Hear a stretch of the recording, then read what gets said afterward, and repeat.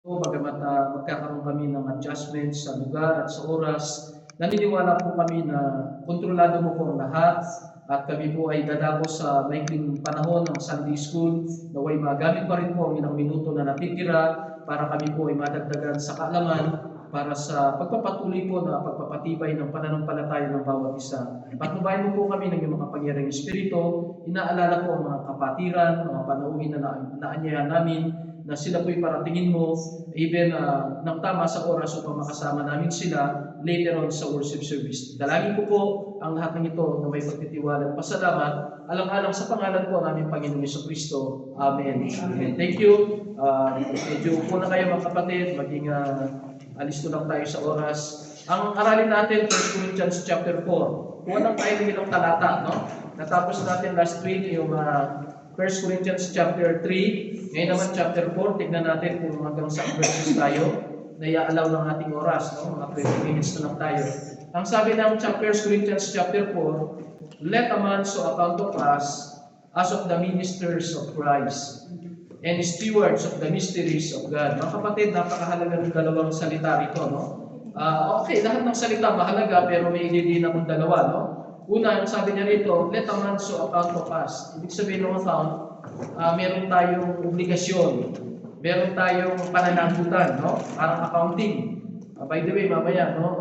May bibigyan akong kopya ng, yung ating, pinangako ko sa inyo na listahan ng gastusin natin. Ito rin yung, kasama rin dito yung sinabing account, no?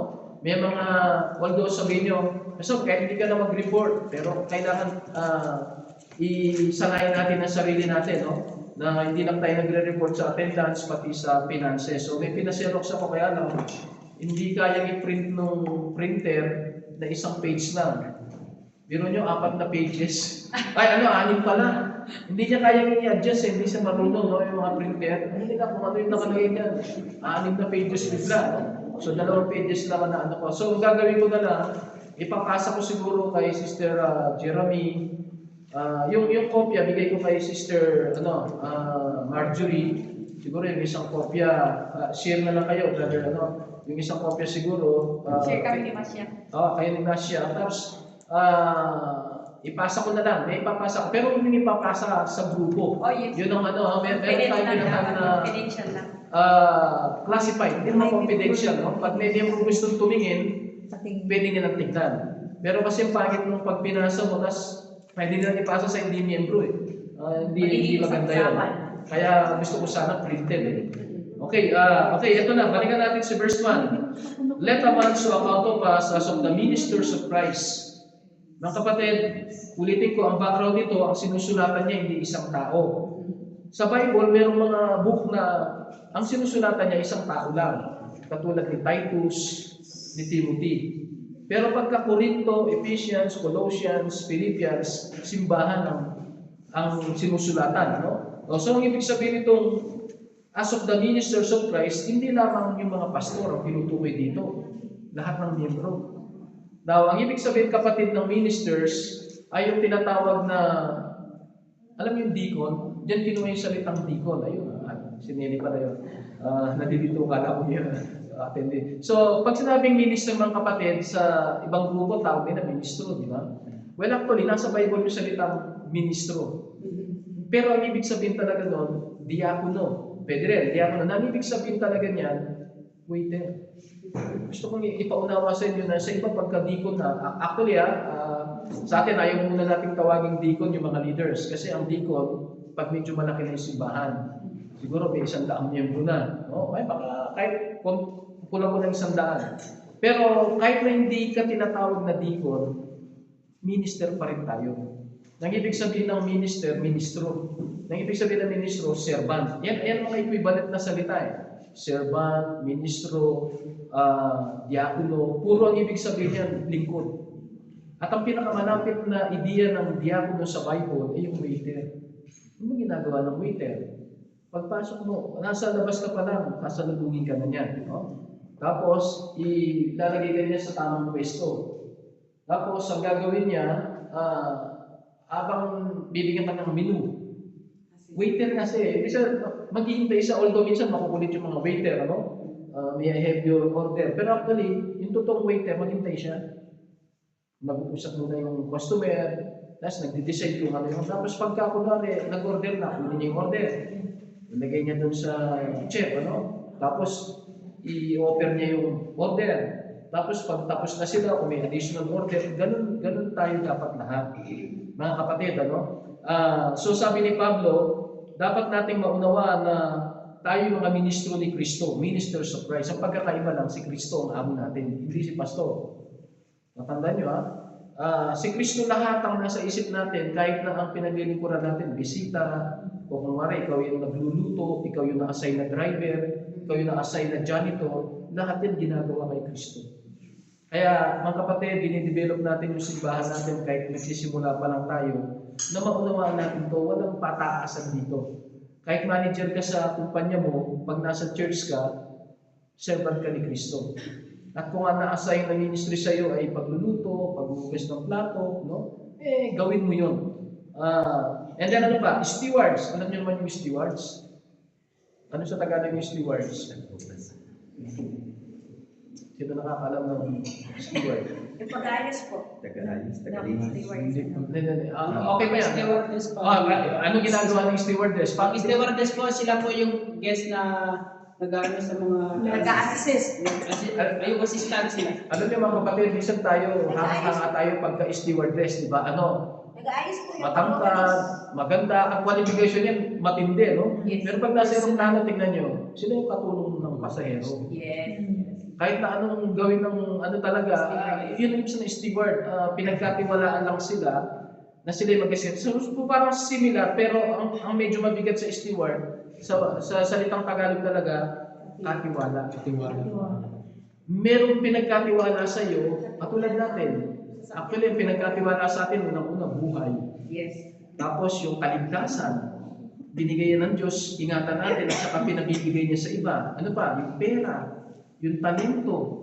Kaya maganda yung pagkakasabi ni Pablo, lahat ng Kristiyano, hindi lang tayo ministro ni Kristo, eto pa, steward, pero ano yung pinagkatiwala sa atin? Ang nakalagay dito, the mysteries of God. Ano yung bakit misteryo ng Diyos?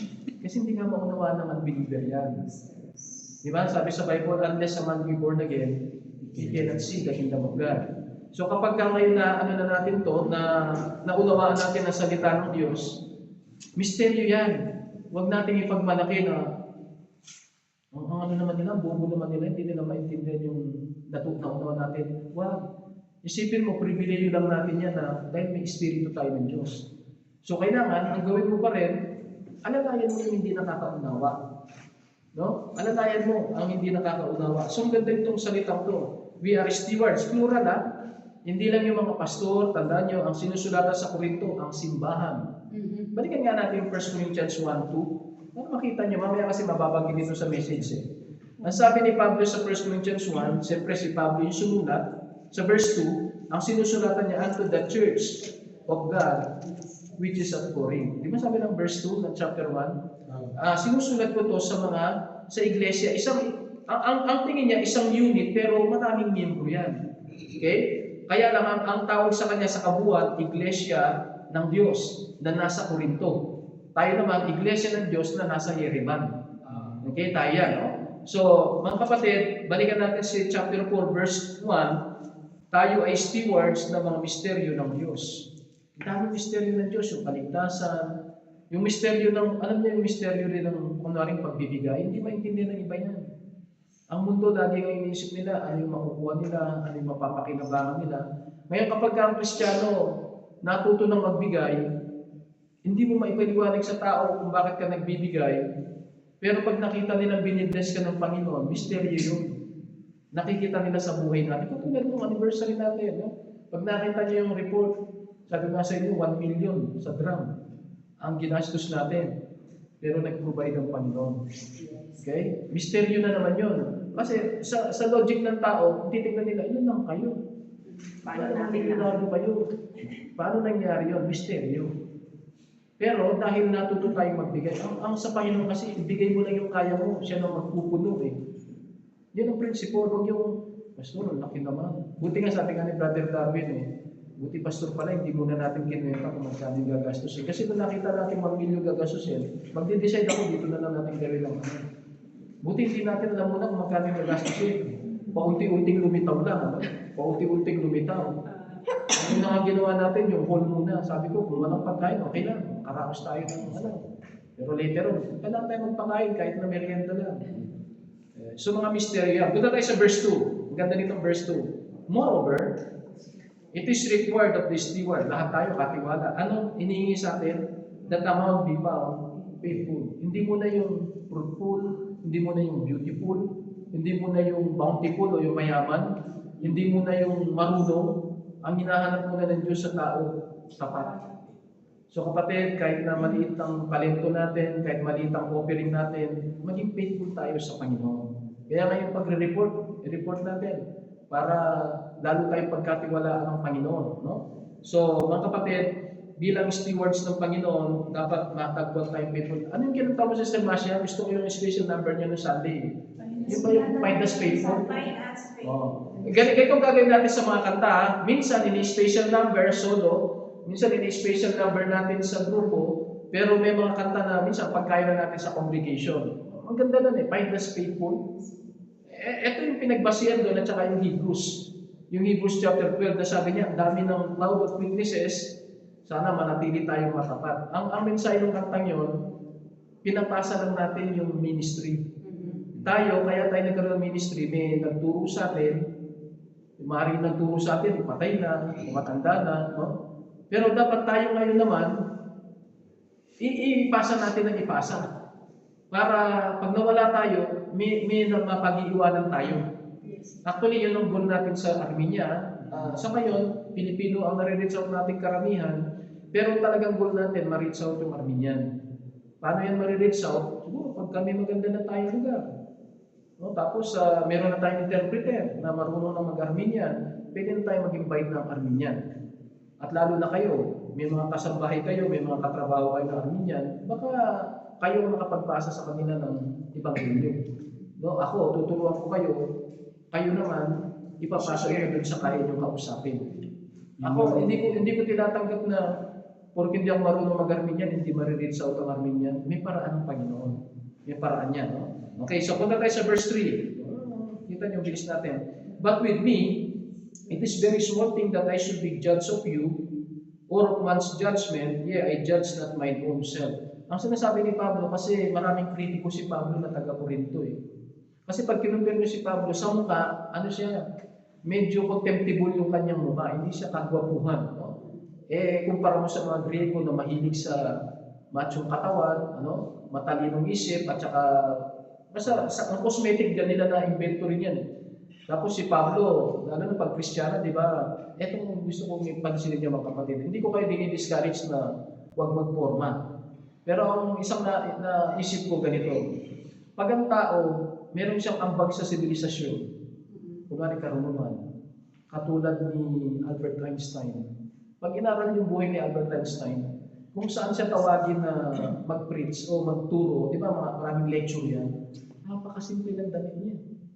Yes. No, nakaputi lang. Minsan parang yun at yun lang. So, sino pa yung mayaman? Si Bill Gates. At saka yung nag-invento ng Tesla, yan, may Tesla nakaparata kanina. May Tesla na pangalan, Musk Elon. Grabe yun. Nakita nyo, naka-t-shirt lang siya. Ngayon, meron siyang nagawa kayo na kakaiba Yung SpaceX niya, napalabas nila yung space shuttle, tapos naibalik nila yung Dati, pagka pinalipad ng shuttle, lahat ng masusunog sa ere. Babagsak na lang, sabog-sabog na.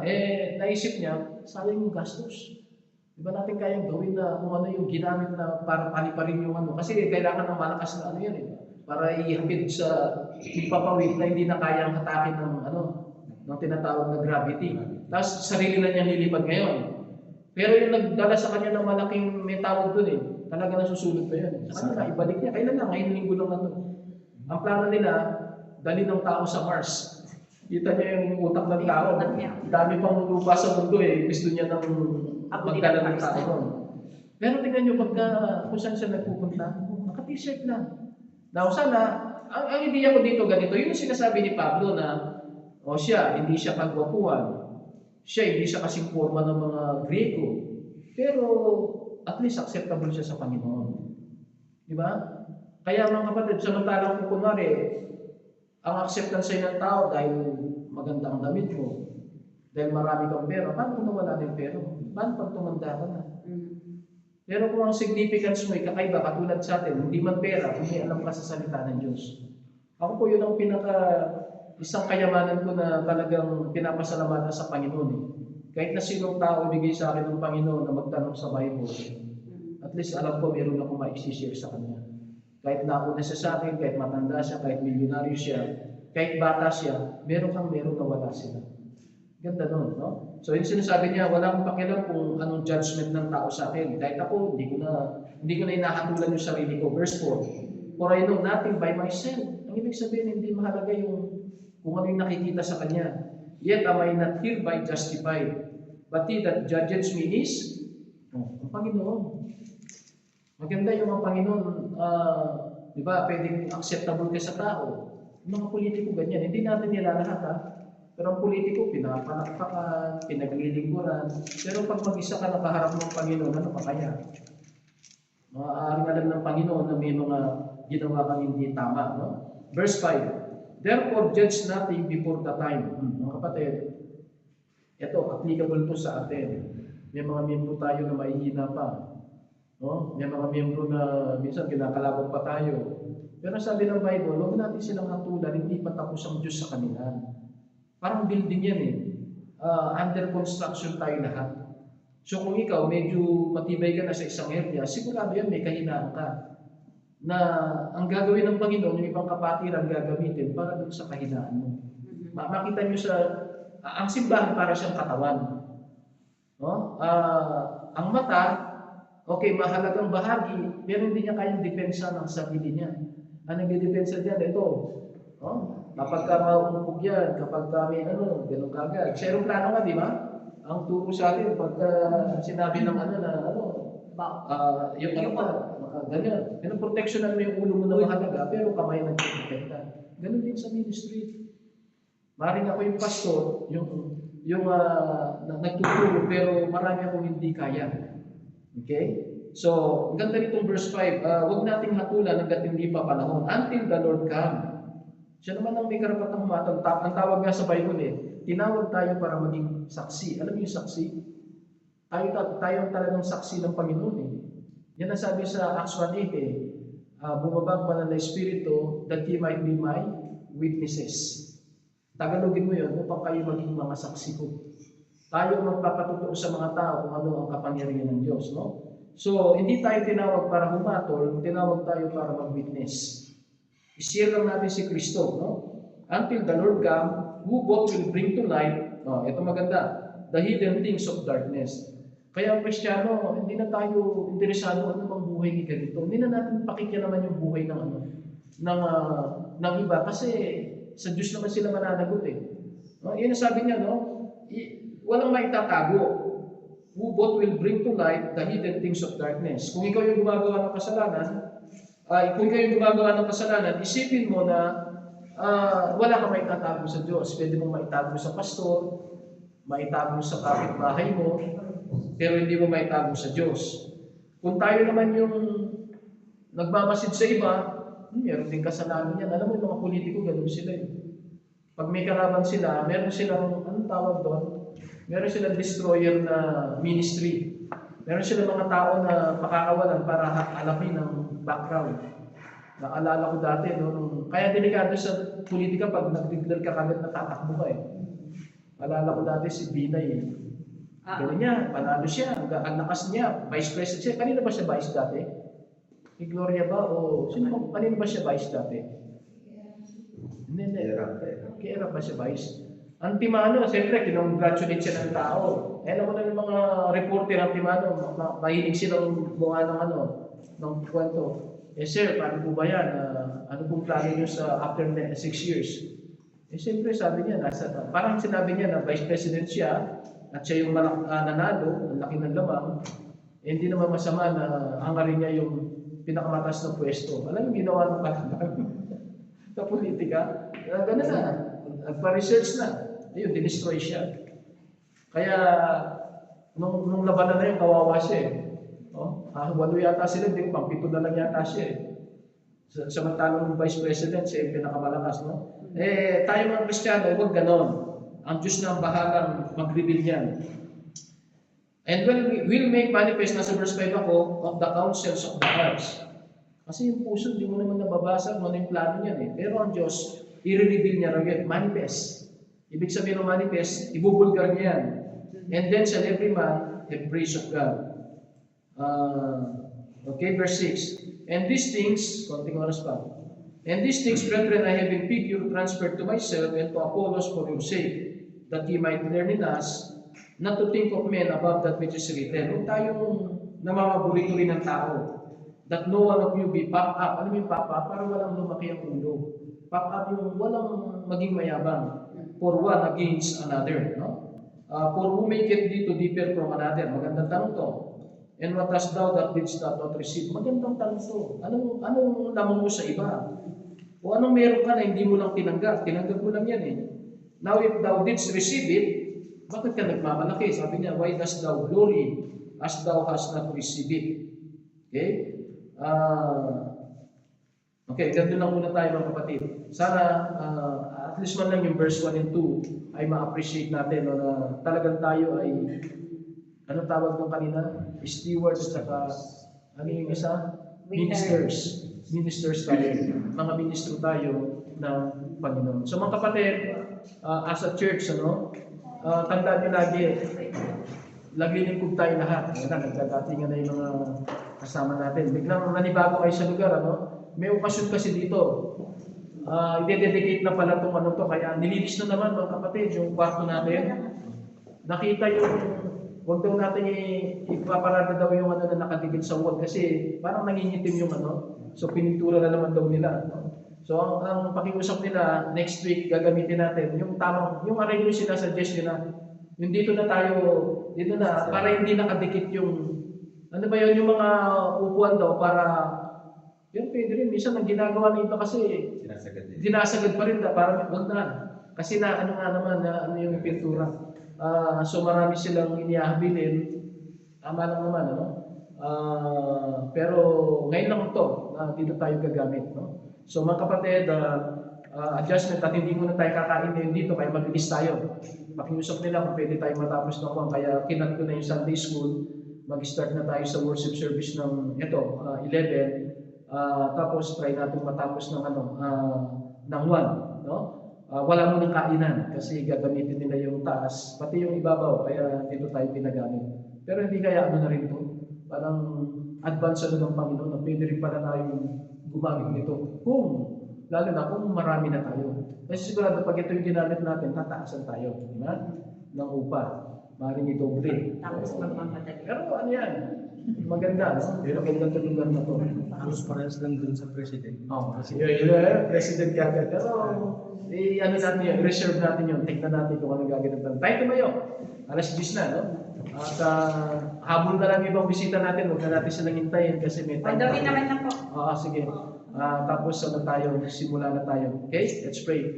Salamat po, Panginoon, sa oras na binigay mo sa amin. Kahit na 20 minutes kami po ay nakapag-aral ng ilang verses sa 1 Corinthians chapter 4 at naidiin po ang kahalagahan ng mga salita na kami po ay mga ministro, kami mga lingkod ng Diyos, bawat isa sa amin, hindi lang po ang pastor, hindi lang po ang mga leaders, lahat po ng iniligtas mo at dinala sa iyong simbahan.